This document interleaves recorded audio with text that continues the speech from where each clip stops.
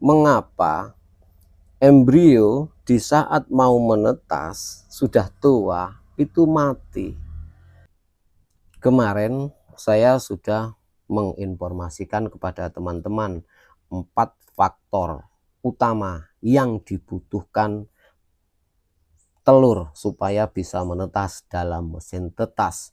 Ya, kemarin saya sudah urai, yaitu terkait suhu dan kelembaban. Kemudian sekarang yang ketiga yaitu terkait oksigen. Kita semua tahu bahwasanya semua makhluk hidup membutuhkan oksigen, ya, termasuk juga embrio dalam telur.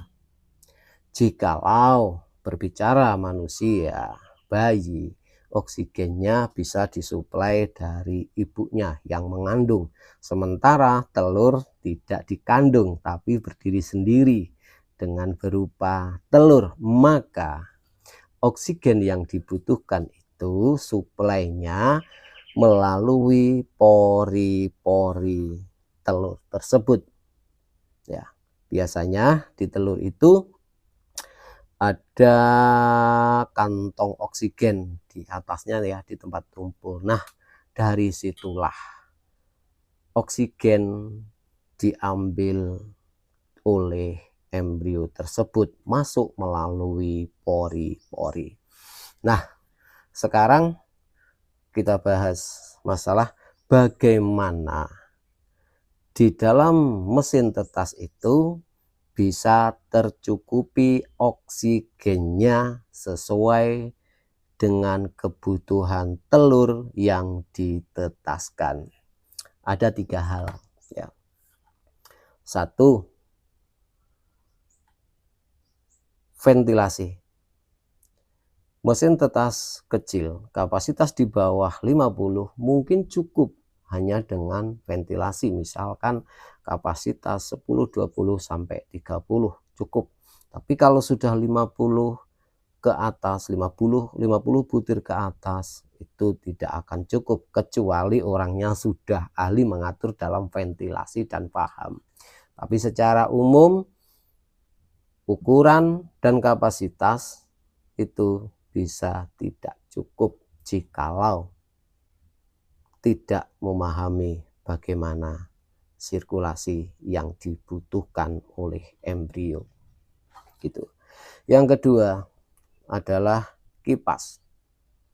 Fungsinya adalah selain untuk mensuplai oksigen, perputaran udara, juga bisa meratakan kelembaban atau suhu, ya, tergantung nanti bagaimana meletakkan kipas tersebut dan bagaimana arusnya, itu tergantung ahlinya yang mengatur, gitu.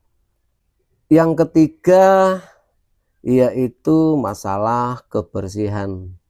Jangan sepelekan kebersihan. Kebersihan ini sangat mempengaruhi oksigen di dalam mesin tetas. Contoh,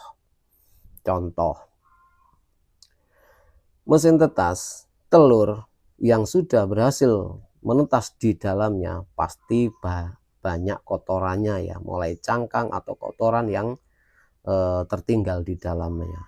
Maka apabila itu tidak segera dibersihkan akan mengundang bakteri dan melakukan pembusukan, dan dalam proses pembusukan itulah yang akan mengakibatkan bau, mengurangi oksigen, adanya karbon apa itu kan.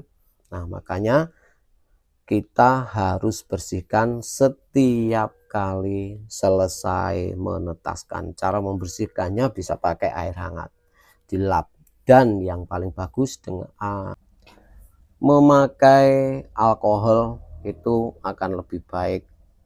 Kapas atau tisu dilap-lapkan di tempat yang kotor, itu ya. Mayoritas teman-teman penetas pemula itu banyak yang bingung mengapa embrio di saat mau menetas sudah tua itu mati. Tidak banyak yang menyadari bahwasanya di dalam mesin tetas itu juga membutuhkan oksigen. Salah satu kasus penyebabnya adalah kekurangan oksigen. Kematian embrio di saat penetasan atau di saat mau menetas umur sekitar H-3 itu mati. Salah satu penyebabnya mayoritas adalah oksigen, kurangnya oksigen. Kemudian nomor 2-nya itu saat penetasan tidak bisa berlanjut, cuma ketok cucu itu pecah tapi tidak berselanjut, itu juga kasusnya karena oksigen dan kelembaban ya. Kemudian ada kasus lagi, misalkan sudah menetas tapi tidak sehat, ada yang cacat ya, ada yang cacat gitu. Itu disebabkan karena tidak stabilnya suhu, bisa kepanasan atau kedinginan gitu ya teman. Semoga bermanfaat.